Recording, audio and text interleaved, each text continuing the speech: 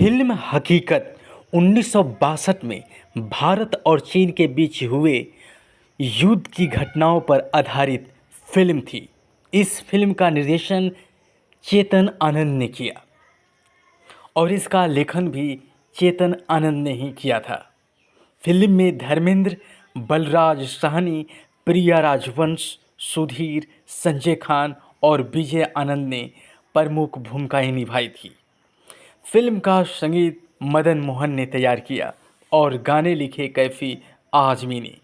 यह फिल्म 1962 के भारत-चीन युद्ध पर आधारित थी, जिसमें लद्दाख में सैनिकों की एक छोटी सी टुकड़ी एक बड़े दुश्मन से भिड़ जाती है। फिल्म की कहानी लद्दाख के रेजांग ला के युद्ध पर आधारित थी और इसमें मेजर शैतान सिंह के नेतृत्व वाली 13 कमाओं की अहिर कंपनी की आखिरी लड़ाई का काल्पनिक संस्करण दिखलाया गया है। यह फिल्म न केवल युद्ध का प्रतिनिधित्व करती है, बल्कि आम सैनिक पर युद्ध के प्रभाव का नाटकीय वर्णन भी करती है।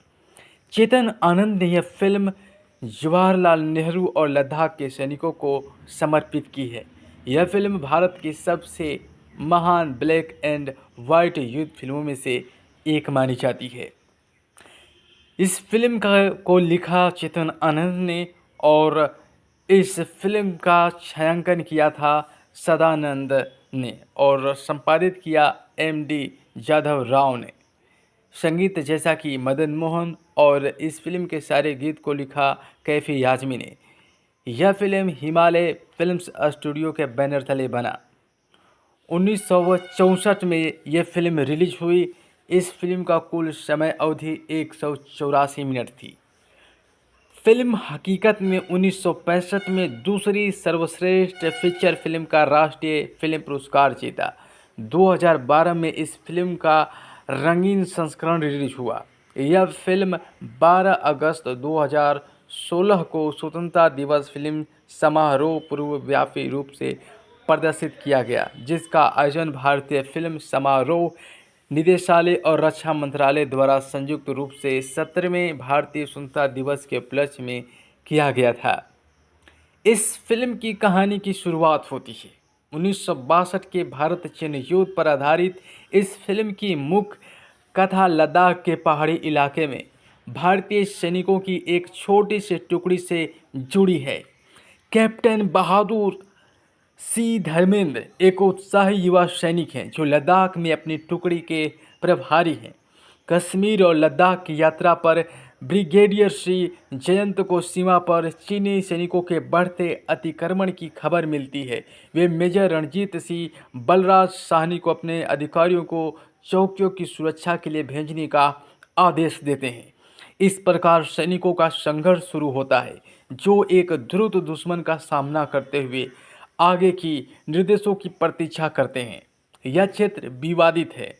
चीन इसे अपना बताता है। भारतीय सैनिकों को पहले गोली न चलाने का आदेश है और परिणाम स्वरूप चीनी सैनिक उन्हें प्रभावी ढंग से घेरने और पहले गोली चलाने में कामयाब हो जाते हैं।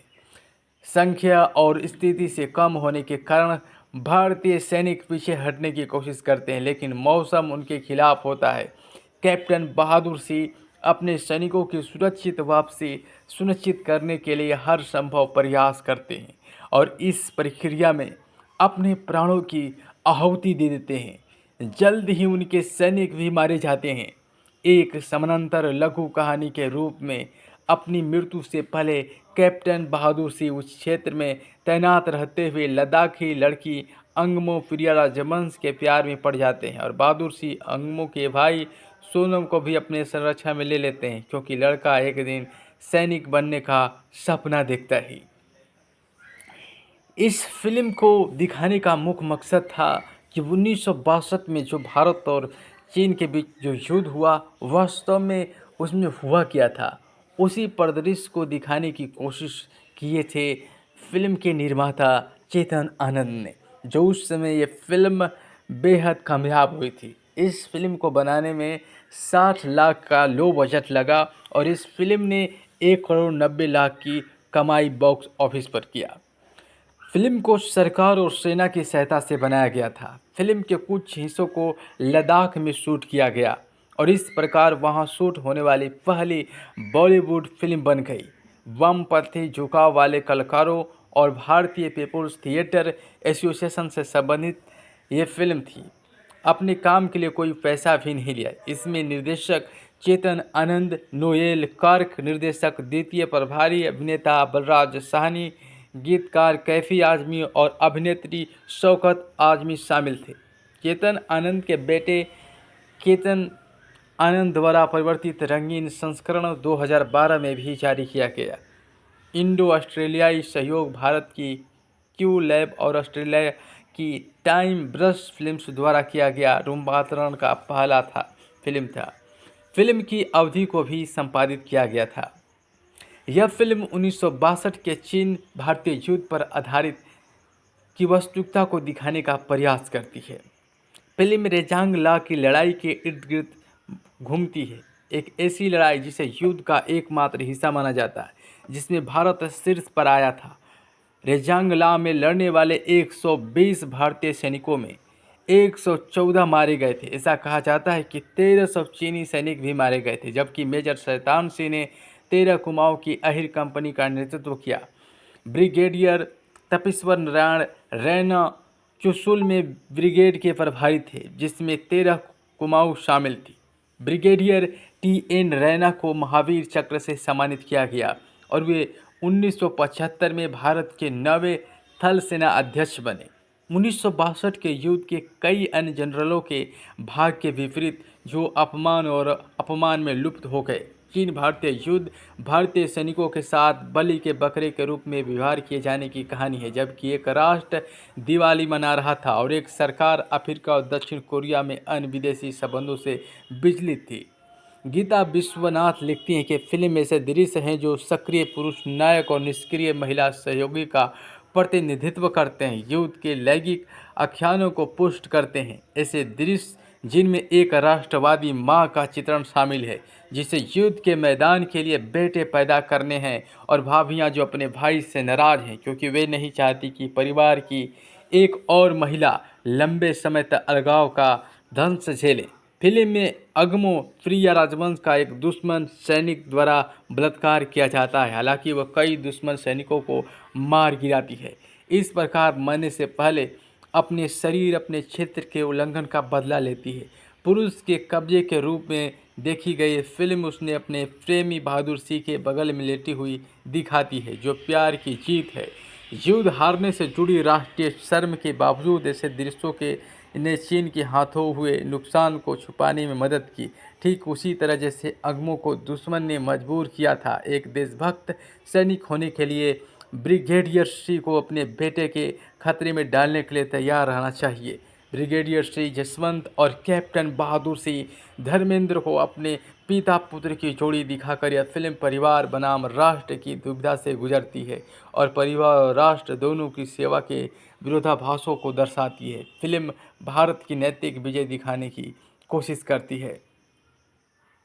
क्रेडिट बॉलीवुड हंगामा से लिया गया। कैप्टन बहादुर सिंह के रूप में धर्मेंद्र ने किरदार निभाया और मेजर रणजीत सिंह के रूप में किरदार निभाए बलराज साहनी। एग्मो के रूप में प्रिया राजवंश ये इस फिल्म में पहली बार दिखी। संजय खान भारतीय सैनिकों के रूप में किरदार निभाए। विजय आनंद मेजर प्रताप सिंह बने और शेख मुख्तार कमांडिंग अफसर के रूप में। सुधीर राम सिंह और छोटी भूमिकाओं में इंद्राणी मुखर्जी और अचला सचदेव थे। लेवी अहरोनी नेगोकर प्रिया राजवंश फिल्म में लड़ाई का भाई बनते हैं। इस फिल्म में संगीत मदन मोहन द्वारा रचित था और सभी गाने कैफी आजमी द्वारा लिखे गए थे।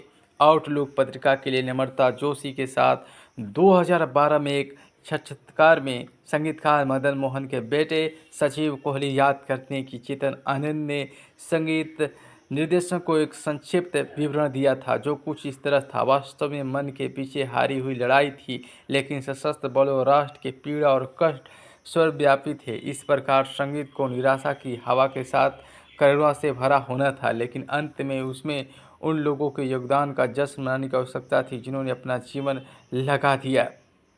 इसमें कुछ गीत इस प्रकार थे। होके मजबूर मुझे, मोहम्मद रफ़ी ने इस गीत को गाया। उसने भुलाया होगा तलत महमूद, मन्ना डे, भूपिंदर सिंह, अब तुम्हारे हवाले, वतन साथियों। इस फिल्म का सबसे मार्मिक सॉन्ग देशभक्ति के रसों में सराबोर था यही गाना, जो इस फिल्म का कल्ट सॉन्ग बना, मोहम्मद रफ़ी की आवाज़ में। ये गाना उस समय बजता है जब सैनिक जाबाज अपने वतन के लिए शहीद हो जाते हैं, और तभी ये गाना बजता है। जरा सी आहट होती है तो दिल सोचता है, लता मंगेशकर ने गाना गाया। मस्ती में छेड़ के तराना, मोहम्मद रफ़ी, कोई दिल का, मस्ती में छेड़ के तराना कोई दिल का, ये गीत के बोल थे। इससे मोहम्मद रफ़ी ने गाया। खेलो ना मेरे दिल से ओ मेरी साजना, लता मंगेशकर। आई अब की साल दिवाली मुंह पर अपने कुमाले, लता मंगेशकर। मैं ये सोचकर उसके डर से उठा था, मोहम्मद रफ़ी। संगीत जीवंत रोमांटिक धुनों के साथ शुरू होता है और अधिक महाकाव्य युद्ध, दुख और उत्सव की धुनों की ओर बढ़ता ही। मोहम्मद रफ़ी द्वारा गीत गाया गया अब तुम्हारे हवाले वतन साथियों भारत में देशभक्ति का पर्याय बन गया, जिसके बोल हैं कर चले हम फिदा जाने तन साथियों, अब तुम्हारे हवाले वतन साथियों। हमने अपने प्राण और अपनी आत्मा कुर्बान कर दी है, देश आपकी हिरासत में है साथियों। ये गीत 5 मिनट से अधिक लंबा है। फिल्म के अंत में पूरे प्रदेश में मृत भारतीय सैनिकों के दृश्यों के साथ ये गीत सुनाई देता ही, और 10 साल की टिप्पणी है कि होके मजबूर मुझे उसने भुलाया होगा। गीत युद्ध की तबाही से ध्यान भटकाने के लिए थके हुए सैनिकों के लिए एक प्रसिद्ध धुन बन गया। होके मजबूर 1997 में कैफी आजमी के दामाद जावेद अख्तर द्वारा लिखित फिल्म बॉर्डर के संदेश आते से प्रेरित हुआ। इस फिल्म में पुरस्कार 1965 में द्वितीय सर्वश्रेष्ठ फीचर फिल्म के लिए राष्ट्रीय फिल्म पुरस्कार हकीकत फिल्म को मिला। एम्स सेतु के लिए फिल्म फेयर सर्वश्रेष्ठ कला निर्देशन पुरस्कार मिला। युद्ध और शांति दोनों ही समय में सैनिकों की मानसिकता का उनका चित्रण यथार्थवाद की दृष्टि से बेजोड़ है। हकीकत में जवानों के तीखे दृश्य, उपकरणों संख्या, रसद और हवाई सहायता के तोपखाने से वंचित, जो शून्य से नीचे के तापमान में बाहरी दुश्मन से अपनी चौकियों की रक्षा करते हुए शहीद हो जाते हैं। डेक्कन कार्लिन की रिपोर्ट के अनुसार 1964 में सत्यजीत रे ने फिल्म देखने के बाद निर्देशक से कहा, चेतन मैंने हकीकत देखी, दमदार दृश्य, बेहतरीन संगीत, लेकिन कोई कहानी नहीं। कथित तौर पर चेतन आनंद ने जवाब दिया, हकीकत कोई कहानी नहीं है, यह एक मोजेक। 1962 में आलोचक एडिथ लॉरी ने कहा कि हकीकत चीन के साथ भारत के युद्ध पर बनी पहली फिल्म है जो देशभक्ति के घिसे पीटे शब्दों से भरपूर है। उन्होंने कहा कि दुश्मन को राष्ट्रीय आख्यान के अनुसार चित्रित किया गया है और आंखें घुमाते चीनी लोग अमेरिका के द्वितीय विश्व युद्ध के फिल्मों के दुष्ट जापानी लोगों की याद दिलाते हैं।